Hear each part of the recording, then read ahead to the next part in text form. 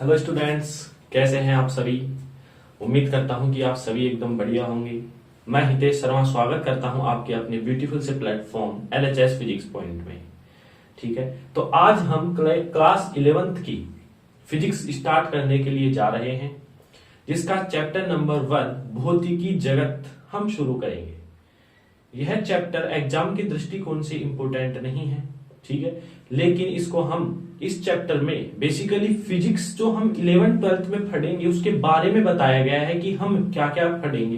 ठीक है, कौन कौन से फोर्स इसमें होंगे, और सबसे important what is physics, physics क्या है, इसका अध्ययन हम करेंगे। फिजिक्स के फंडामेंटल्स क्या है, इसका हम एक ही वीडियो में अध्ययन करने वाले हैं, एक लेक्चर में। इस चैप्टर का जो बेसिक्स ये हमें बताना चाहता है कि 11th-12th की जो फिजिक्स है उसमें हम किस किस का अध्ययन करेंगे, किस प्रकार से अध्ययन करेंगे, और ये जो घटनाएं हमारे ब्रह्मांड में घटित हो रही हैं वो किस वजह से हो रही हैं, तो इस लेक्चर में हम कवर करने वाले हैं। ठीक है, तो बड़ा इंटरेस्टिंग ये लेक्चर होगा। चैप्टर नंबर 1 फिजिकल वर्ल्ड जो कि चालू हो रहा है। ठीक है, तो आप सभी कॉपी पेन निकाल लीजिए, नोट्स बनाने स्टार्ट करें। तो आज हम 11th क्लास की जो फिजिक्स है उसका चैप्टर नंबर 1 हम चालू कर रहे हैं। ठीक है, एग्जाम के दृष्टिकोण से इंपोर्टेंट नहीं है, एग्जाम में पूछा भी नहीं जाता है, लेकिन हमें जब इस लेक्चर को पढ़ेंगे उसके बाद हमें अनुमान हो जाएगा कि 11th की फिजिक्स में क्या क्या है, हमें किस प्रकार से अध्ययन करना है। ठीक है, तो हम चालू करते हैं आज का चैप्टर नंबर 1 क्लास 11th का। क्लास 11th चैप्टर 1 ये है भौतिकी जगत। भौतिकी जगत, फिजिकल वर्ल्ड। ठीक है, ये हमारा चैप्टर का नाम है। तो सबसे पहला यदि मैं इसको समझाने का प्रयास करूं कि यह चैप्टर हमें देके क्या जाता है। ठीक है, यह हर चैप्टर हमें बताता है, बेसिक्स के बारे में बताएगा। क्वेश्चन नंबर 1 यदि मैं बात करूं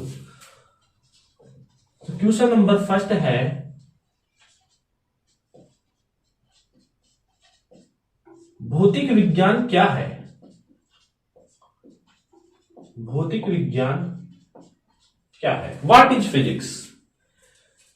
फिजिक्स क्या है ये हम इस चैप्टर में जानेंगे। ठीक है, फिजिक्स क्या है। इस ब्रह्मांड में जितनी भी घटनाएं घटित हो रही हैं, जिनका अध्ययन हम जिस प्रिंसिपल से करते हैं, जिन नियमों के अनुसार करते हैं, वही क्या है, फिजिक्स है। समझ में आया। यानी इस यूनिवर्स में, स्पेस में जितनी भी घटनाएं घटित हो रही हैं उनका अध्ययन हम जिन सिद्धांतों में करते हैं, नियमों से करते हैं, वही क्या है, भौतिक विज्ञान है। ठीक है, तो हम इसके यदि इसका आंसर दें तो हम लिखेंगे कि इस ब्रह्मांड में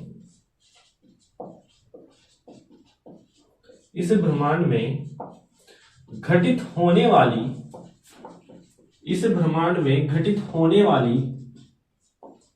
सभी घटनाएं, इस ब्रह्मांड में घटित होने वाली सभी घटनाएं जिनका अध्ययन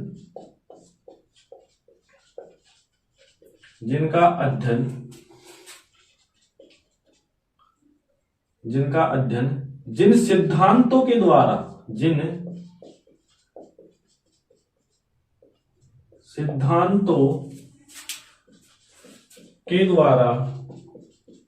या जिन नियमों के द्वारा किया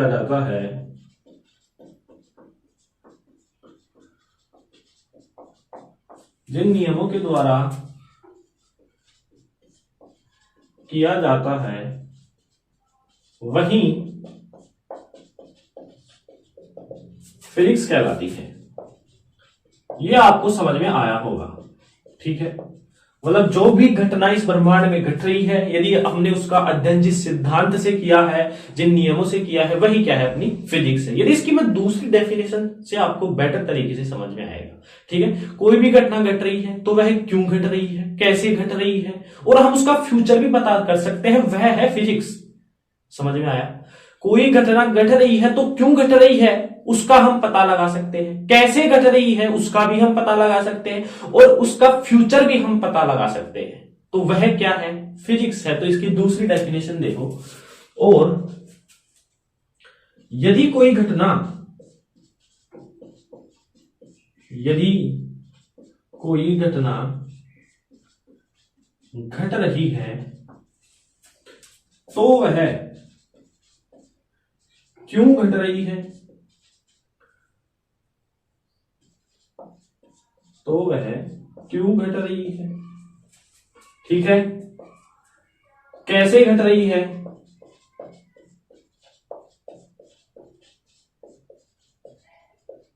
और हम उस घटना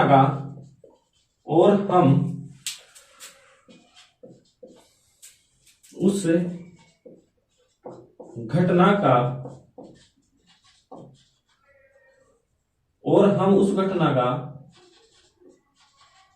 फ्यूचर भी बता सकते हैं, यानी भविष्य भी हम उसका बता सकते हैं।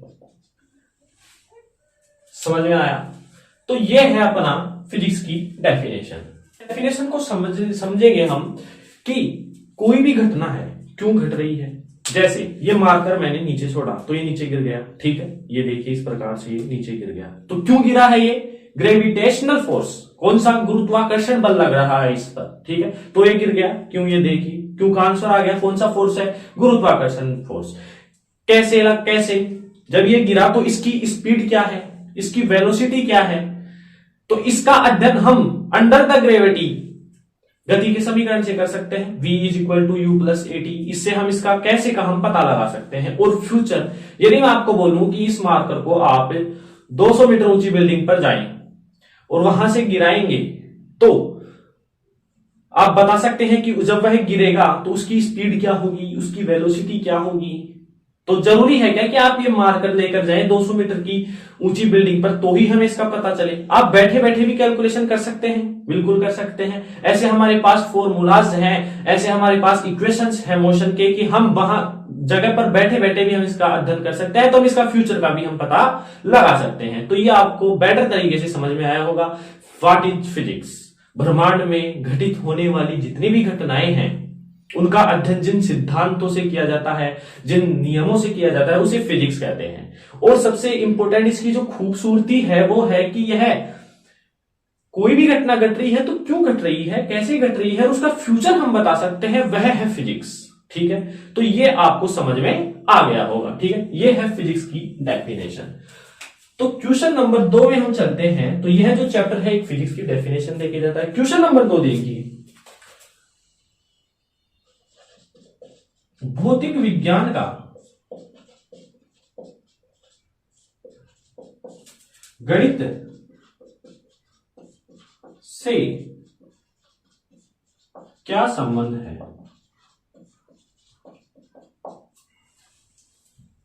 फिजिक्स का मैथमेटिक्स से क्या रिलेशन है, यह हमें आप बताना है।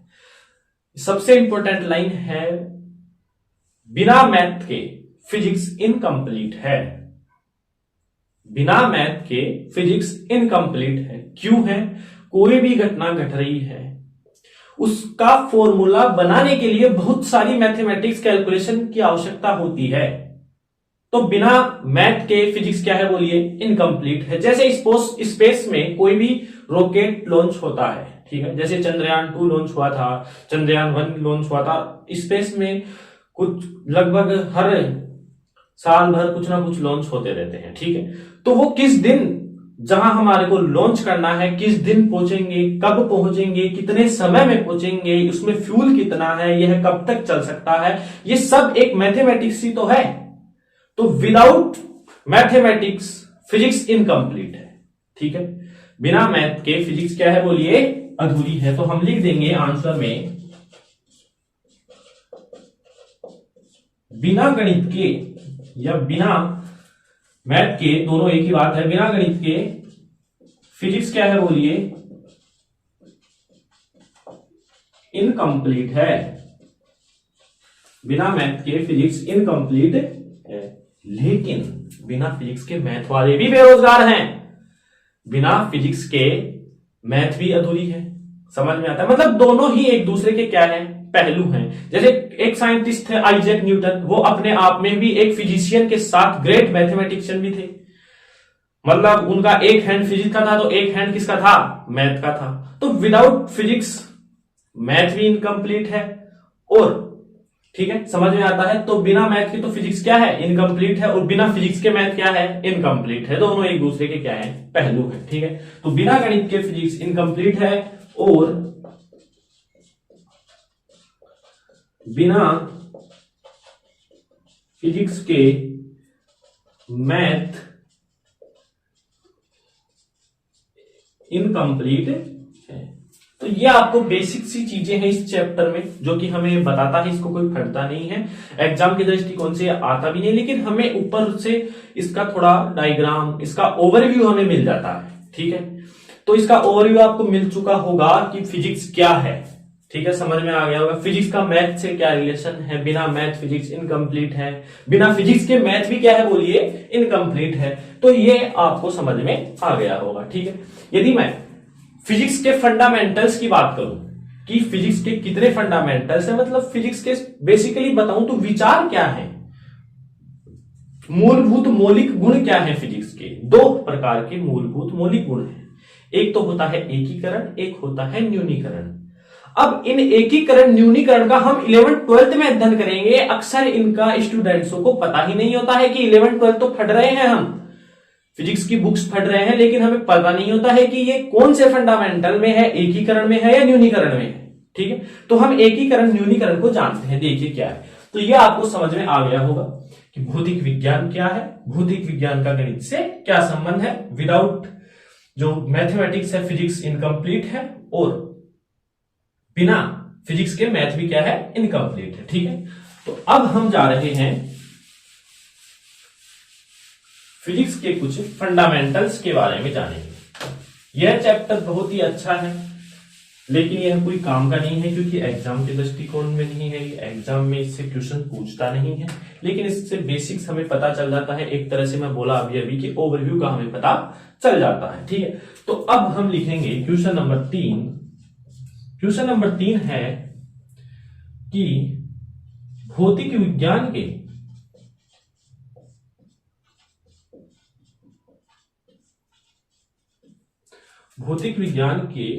मौलिक गुण क्या है,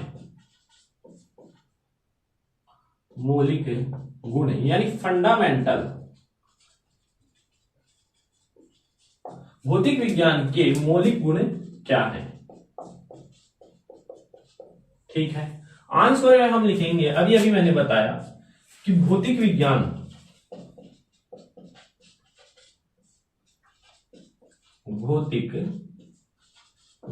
के दो मौलिक गुण हैं। दो क्या है बोलिए, मौलिक गुण है। दो क्या है, मौलिक गुण है। पहला कौन सा है, एकीकरण, और दूसरा कौन सा है, न्यूनीकरण। चलिए, पहला कौन सा है, एकीकरण। ठीक है, और दूसरा क्या है, न्यूनीकरण। इसका हम शॉर्ट में अध्ययन करेंगे, इससे हमें ओवरव्यू मिलेगा कि 11th-12th में हम पढ़ेंगे क्या। ठीक है, तो एकीकरण क्या होता है, देखिए सबसे पहले मैं आपको एकीकरण की बात बताऊं तो बहुत सारी घटनाएं जब घटित होती हैं, ठीक है, स्पेस मान लीजिए आप, कोई कुछ भी जगह मान लीजिए जहां पर बहुत सारी घटनाएं घटित हो रही हैं, उनका अध्ययन कुछ नियमों या कुछ सिद्धांतों में ही कर लिया जाए तो वह एकीकरण है। नाम देखकर हम इसकी डेफिनेशन दे सकते हैं, लेकिन समझने में अंतर हो सकता है। एकीकरण का मतलब है एक करना, यानी बहुत सारी घटनाओं का अध्ययन कुछ सिद्धांतों से ही अध्ययन कर लेना क्या कहलाता है, एकीकरण कहलाता है। जैसे एग्जाम्पल से आपको बेटर तरीके से समझ में आएगा एकीकरण क्या है। देखिए, बहुत सारी घटनाओं का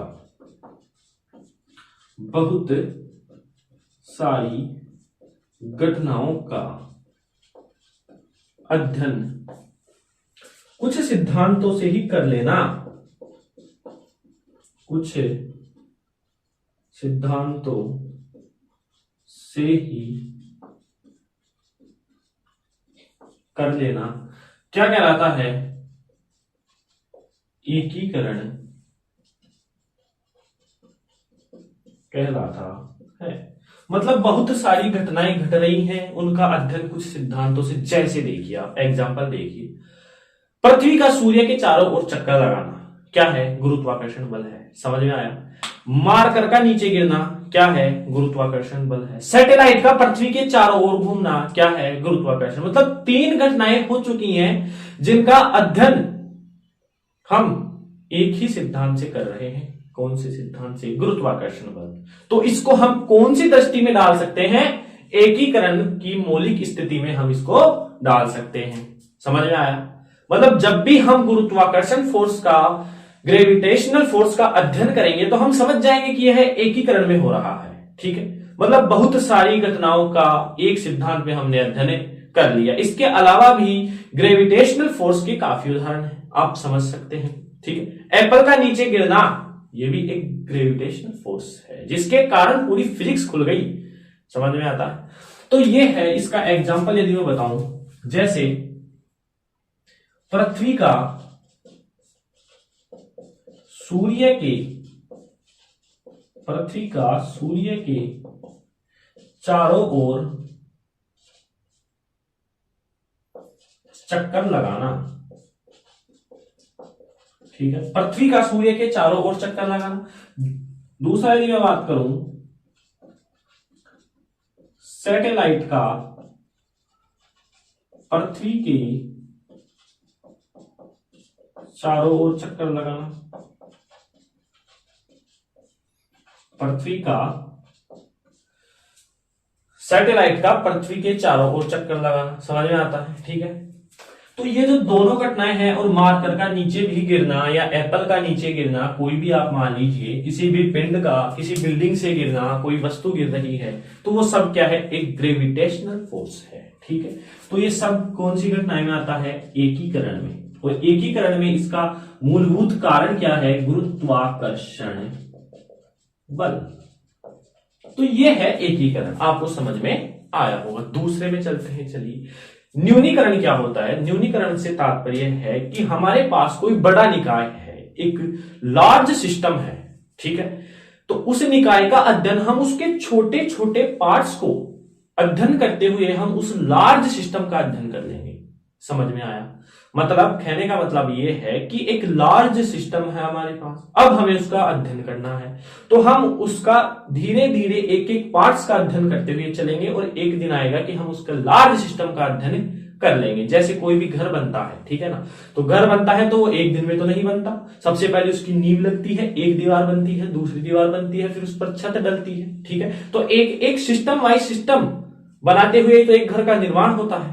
जैसे इसका बेस्ट एग्जाम्पल लूं मैं, जैसे जनरेटर है। ठीक है, जनरेटर को आपको दे दिया जाए कि इसका अध्ययन करके कॉपी पेन में लिख दीजिए, तो आप क्या लिखेंगे उसके अंदर? आपको बाहर से उसका ओवरव्यू पता है क्या कि अंदर से किस प्रकार से काम कर रहा है? आप लिख देंगे दो पहिए हैं, चल रहे हैं, ये धुआं निकल रही है, ऐसे ऐसे लिख देंगे।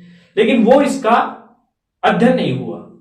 उसके अंदर जब उसके पार्ट्स का अध्ययन करेंगे तो ऑटोमेटिकली जनरेटर की शेप बन जाएगी। जैसे हम जनरेटर का छोटा छोटा पार्ट्स निकाले, जैसे मैग्नेटिक निकालिए, चुंबक निकालिए, चुंबक का क्या कार्य है वो बता दिए। ठीक है, आर्मेचर कोइल बता दी, उसमें जो ब्रुश होती है वो बता दी। तो इसका मतलब और जितने भी पार्ट्स है उनका अध्ययन करके एक जनरेटर का निर्माण हो जाएगा। समझ में आता है?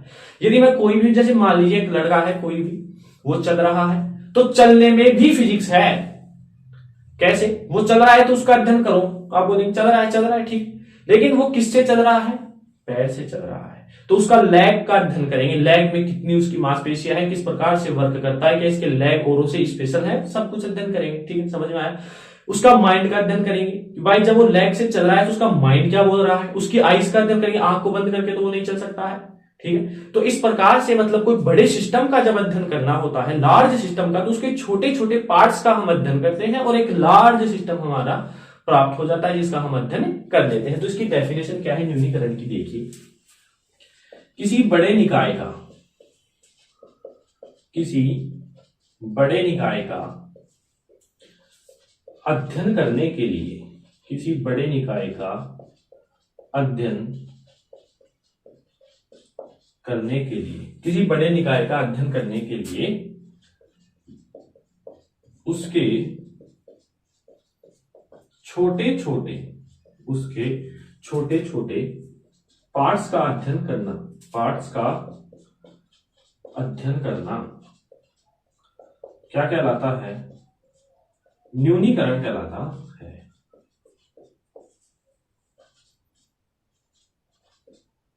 कहलाता है। जैसे इसका बेस्ट एग्जांपल मैंने अभी बताया, जनरेटर है, ठीक है। जनरेटर की सबसे पहले यदि आप बात करें तो इसकी चुंबक का अध्ययन करेंगे, इसकी चुंबक किस प्रकार से वर्क कर रही है, इसके अंदर इसकी मैकेनिज्म क्या है, जब वे चुंबक का कार्य क्या है, ठीक है। चुंबक का अध्ययन करने के बाद हम इसकी आर्मेचर यानी कोइल का अध्ययन करेंगे, ठीक है।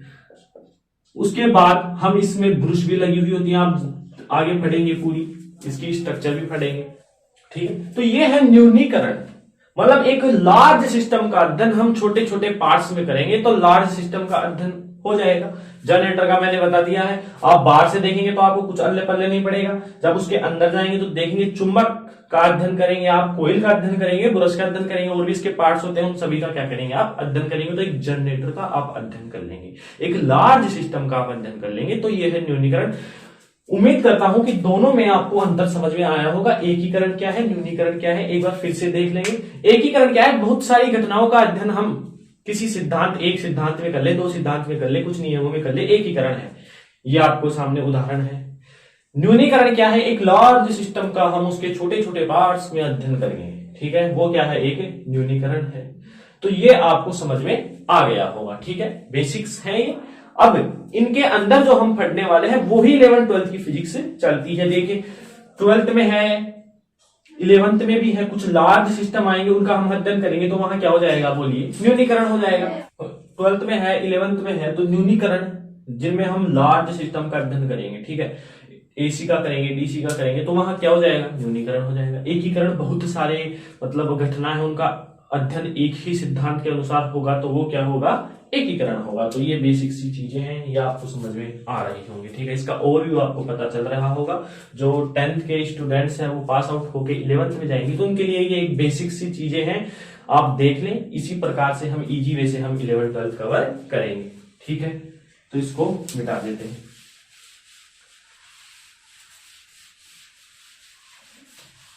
अब हम कुछ फोर्सेस के बारे में बात करेंगे, प्रकृति के मूलभूत बल के बारे में बात करेंगे कि प्रकृति में किस प्रकार के बल पाए जाते हैं, कितने बल होते हैं प्रकृति में, मूलभूत बल कितने होते हैं, उनके एग्जाम्पल देखेंगे, उनकी रेंज देखेंगे, ठीक है। तो हम क्वेश्चन नंबर 4 है कि प्रकृति के मूलभूत बल, प्रकृति के मूलभूत बल कितने प्रकार के होते हैं, कितने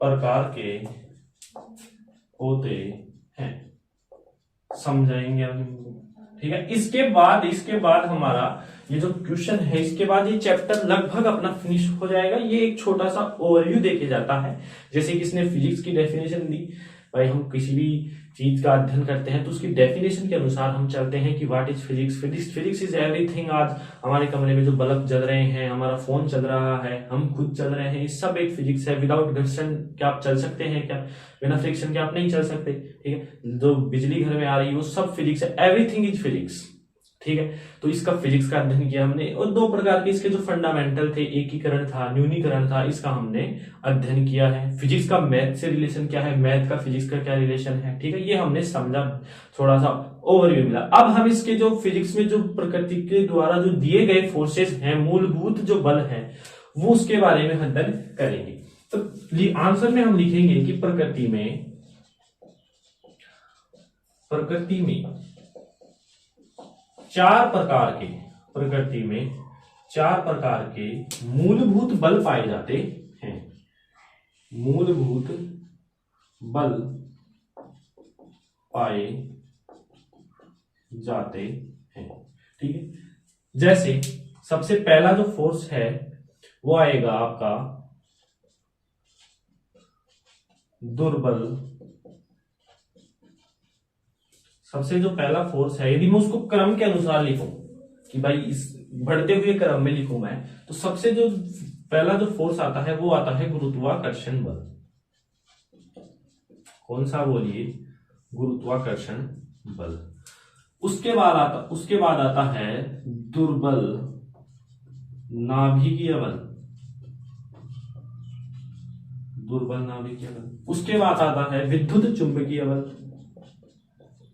विद्युत चुंबकीय बल, और सबसे अंतिम आता है प्रबल नाभिकीय बल। प्रबल नाभिकीय बल। तो ये प्रकृति के द्वारा दिए हुए चार मूलभूत बल हैं। सबसे पहला गुरुत्वाकर्षण बल है, उसके बाद दुर्बल नाभिकीय बल है, उसके बाद विद्युत चुंबकीय बल है, सबसे स्ट्रॉन्गेस्ट जो फोर्स है वो है प्रबल नाभिकीय बल। यदि मैं इनका प्रबलता की बात करूं तो इधर से इधर जाने पर इनका मान बढ़ता है। सबसे दुर्बल गुरुत्वाकर्षण बल, सबसे उससे थोड़ा प्रबल दुर्बल नाभिकीय बल, उससे प्रबल विद्युत चुंबकीय बल, और सबसे प्रबल क्या है? नाभिकीय बल। न्यूक्लियर फोर्स सबसे स्ट्रॉन्गेस्ट फोर्स है इन सब में से। ठीक है, तो अब हम इनका अध्ययन करते हैं। सबसे पहला मैं लेता हूं गुरुत्वाकर्षण बल। गुरुत्वाकर्षण बल बिल्कुल इजी हो रहा होगा ये लेक्चर, आपको ज्यादा कठिनाई नहीं आ रही होगी जो 10th के स्टूडेंट्स हैं। ठीक है, बिल्कुल इजी तरीके से बताने का प्रयास किया गया है। तो गुरुत्वाकर्षण बल क्या है? ऐसा बल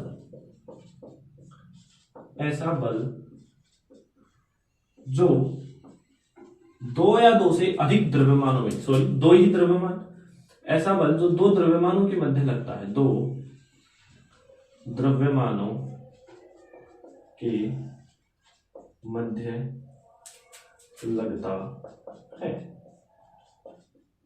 अर्थात मतलब कोई भी वस्तु, कोई भी पिंड, एवरीथिंग जिनमें मास है उनमें गुरुत्वाकर्षण बल लगेगा। जिनमें द्रव्यमान है उनमें गुरुत्वाकर्षण बल लगेगा।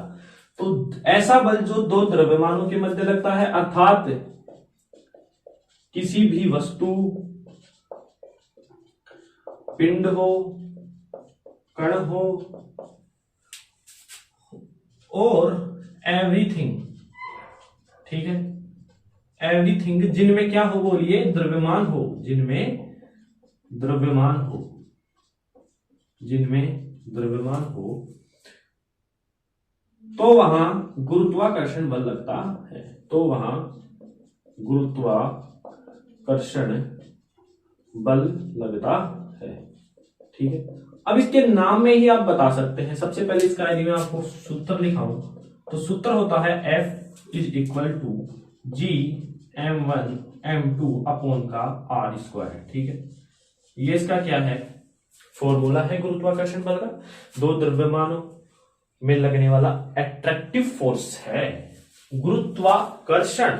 नाम में ही आकर्षण है तो आप बता सकते हैं कि यह आकर्षण प्रकृति का बल होता है। ठीक है, तो इसकी डेफिनेशन है ऐसा बल जो दो द्रव्यमानों के मध्य लगता है, अर्थात किसी भी वस्तु, पिंड, कण, एवरीथिंग जिनमें द्रव्यमान हो वो क्या होते हैं? गुरुत्वाकर्षण बल होते हैं। इसका जो सूत्र है वो है F is equal to G m1 m2 upon का r स्क्वायर। ठीक है, जैसे यदि मैं इसको बताऊं, यहाँ कोई कण है जिसका द्रव्यमान m1 है और ये कोई m2 है जो r दूरी पर स्थित है यहाँ पर। ठीक है, यहाँ पर r दूरी पर स्थित है और इसके मध्य एट्रैक्टिव फोर्स यानी गुरुत्वाकर्षण लग रहा है, तो उसी का मान होता है जी m1 m2 अपॉन का r स्क्वायर। ठीक है, तो ये है, और g क्या है? यहाँ गुरुत्वीय नियतांक है। g क्या है? यहाँ पर गुरुत्वीय नियतांक है। तो ये है गुरुत्वाकर्षण बल। यदि मैं इसका पहला पॉइंट इसको डाल देता हूं मैं, दूसरे पॉइंट की यदि मैं चर्चा करूं तो इस बल की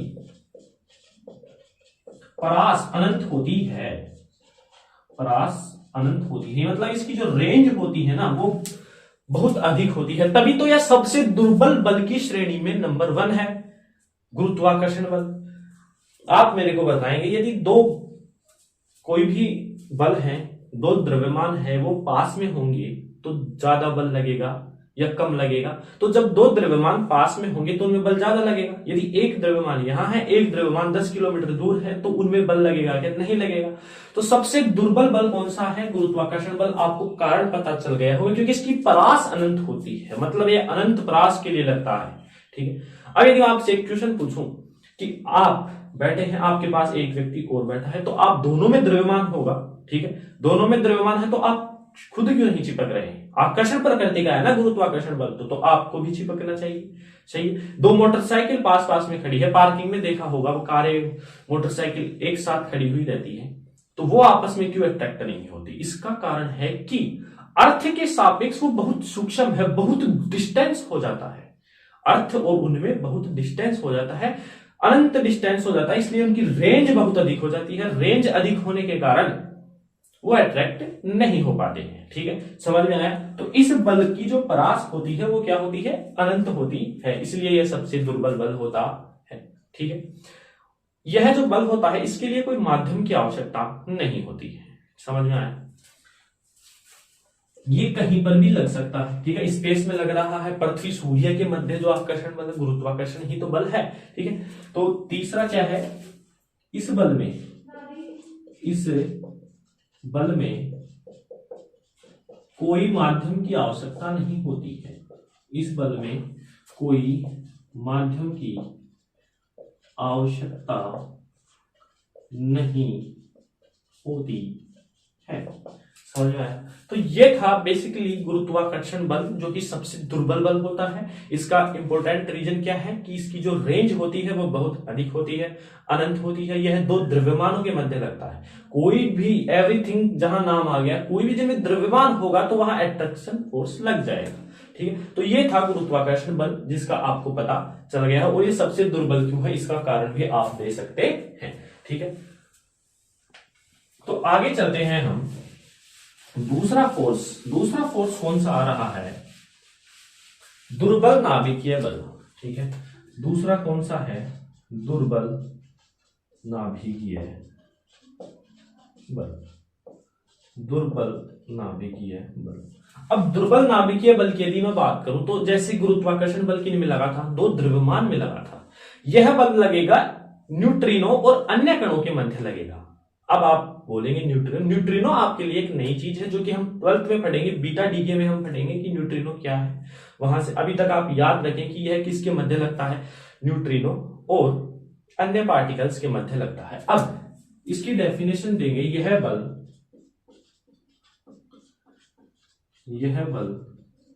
न्यूट्रिनो एवं अन्य कणों के मध्य लगता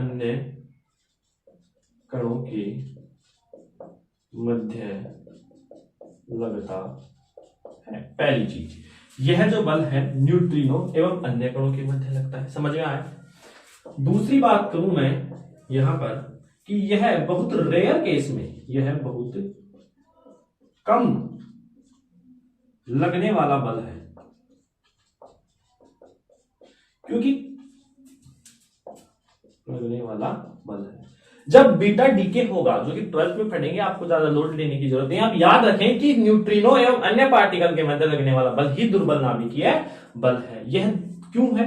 क्योंकि बीटा डीके जब होगा तभी न्यूट्रिनो निकलेगा। समझ में आया? बीटा डीके जब होगा तभी न्यूट्रिनो निकलेगा। यदि बीटा डीके ही नहीं निकला तो दुर्बल नाभिकीय बल ही नहीं लगेगा। तो यह बहुत रेयर केस में लगता है। ठीक है, तीसरा है इसकी जो परास है ना, इसकी रेंज बहुत कम होती है। कितनी होती है? 10 की घात -14 से 10 की घात -15 मीटर तक इसकी क्या होती है?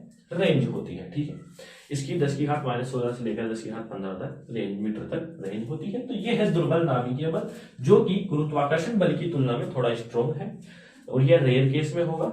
ठीक है, यानी बीटा डीके होगा तभी यह बल लगेगा। अगला बल की यदि मैं बात करूं तो तीसरा बल है विद्युत चुंबकीय बल। विद्युत चुंबकीय बल। अब विद्युत चुंबकीय बल क्या है?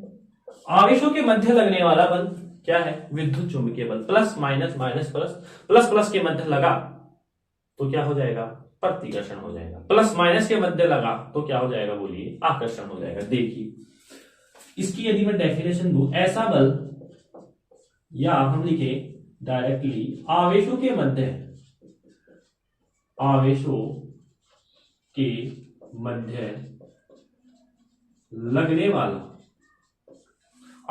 मध्य लगने वाला बल क्या है? विद्युत चुंबकीय बल है। विद्युत चुंबकीय बल कहलाता है। आवेशों के मध्य लगने वाला बल विद्युत चुंबकीय बल कहलाता है। पहला पॉइंट। दूसरा पॉइंट लिखूं, आप देखो, यह आकर्षण भी हो सकता है, प्रतिकर्षण प्रकृति का भी हो सकता है। यदि दो आवेश समान आवेश पर, यह इंपॉर्टेंट लाइन है जो कि आपको याद रखनी है, पूरी फिजिक्स में काम आती है। समान आवेशों के मध्य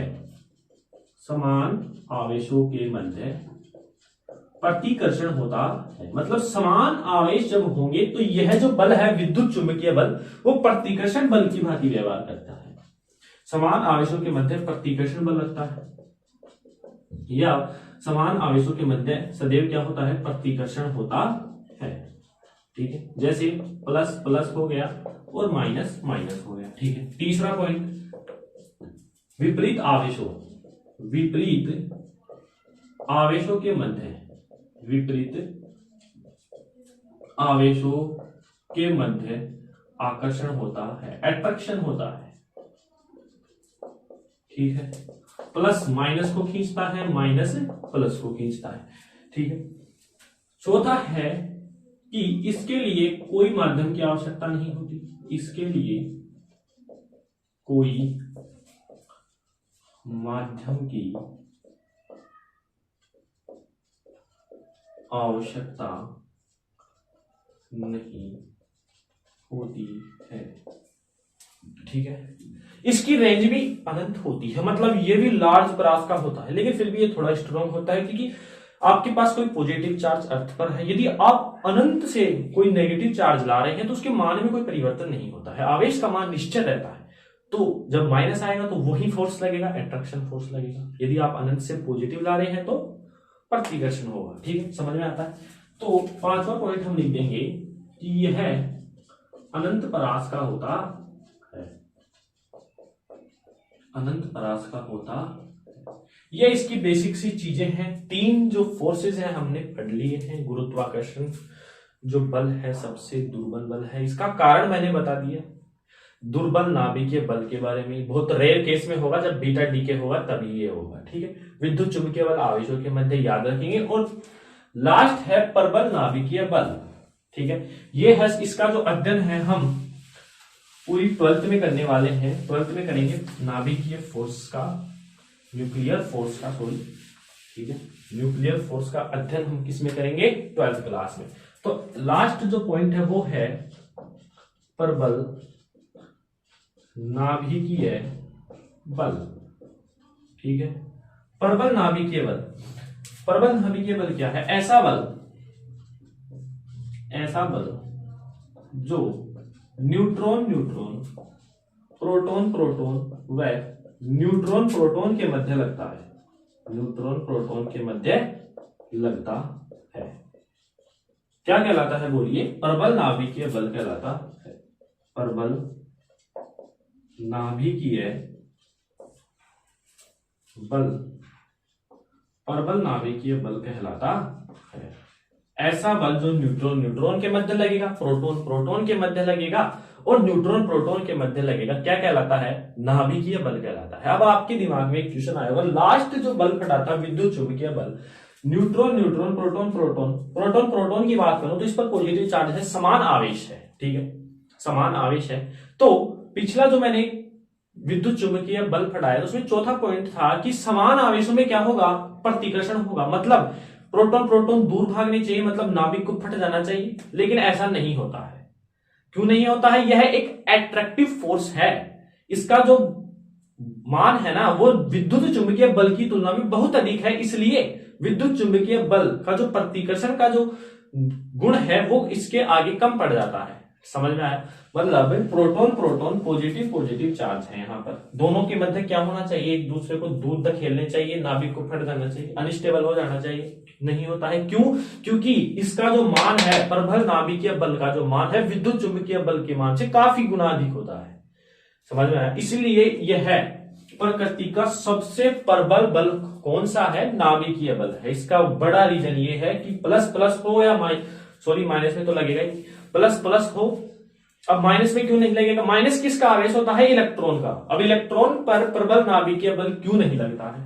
क्योंकि इलेक्ट्रॉन नाभिक के बाहर होता है। ये जितने भी फोर्स लग रहे हैं, proton proton, neutron neutron, neutron proton, ये सब नाभिक के अंदर होते हैं, इसलिए ये नाभिकीय बल की बल में आते हैं। इलेक्ट्रॉन पर क्यों नहीं लग रहा है? क्योंकि ये नाभिक के बाहर होता है। समझ में आया?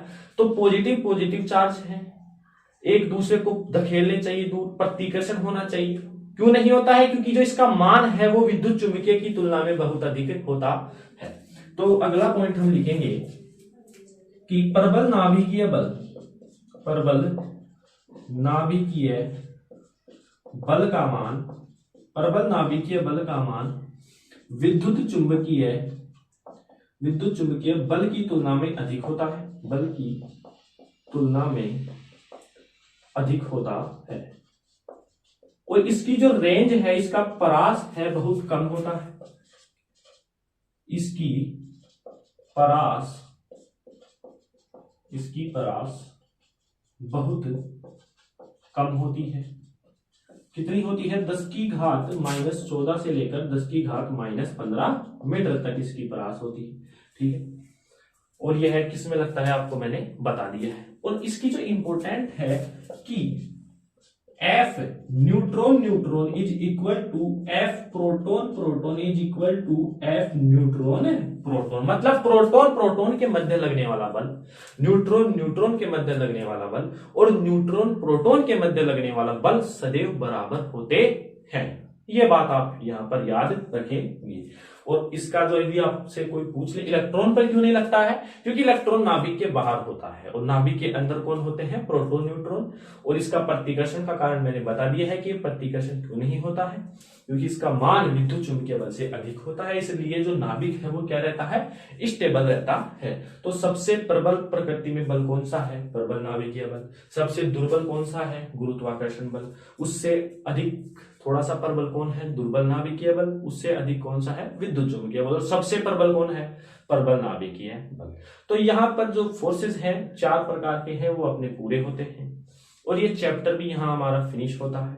ये चैप्टर मैंने पहले भी बोला था, ये एक तरह से ओवरव्यू देके जाता है ये चैप्टर कि हम किस प्रकार से, जो 10th के स्टूडेंट है जो पास आउट होके आए हैं 11th में, उनको किस प्रकार से अध्ययन करना है। एकीकरण न्यूनीकरण में पूरी फिजिक्स बटी हुई होती है। What is physics? Everything is physics. ठीक है, बिना फिजिक्स के हम चल भी नहीं सकते। ठीक है, तो फिजिक्स क्या है इसकी डेफिनेशन हमने देखी। फिजिक्स का मैथ से रिलेशन क्या है, मैथ का फिजिक्स से रिलेशन क्या है ये देखा। एकीकरण न्यूनीकरण देखा। बड़े बड़े जो लार्ज सिस्टम है उनका अध्ययन हम किस प्रकार से करेंगे वो देखा। और ये जो फोर्सेस हैं 4 प्रकार के जो अपने प्रकृति ने दिए हैं उसके बारे में हमने अध्ययन किया। तो उम्मीद करता हूं आपका जो ये लेक्चर है ये आपको आसानी से समझ में आया होगा। ये एक बेसिक्स था, आपको इसको याद रखना है, समझना है। एग्जाम के दृष्टिकोण से उपयोगी नहीं है, ये चैप्टर नहीं आता है। ठीक है, तो कल मिलते हैं एक नए चैप्टर नंबर 2 के साथ। तब तक पढ़ाई करते रहें। All the very best.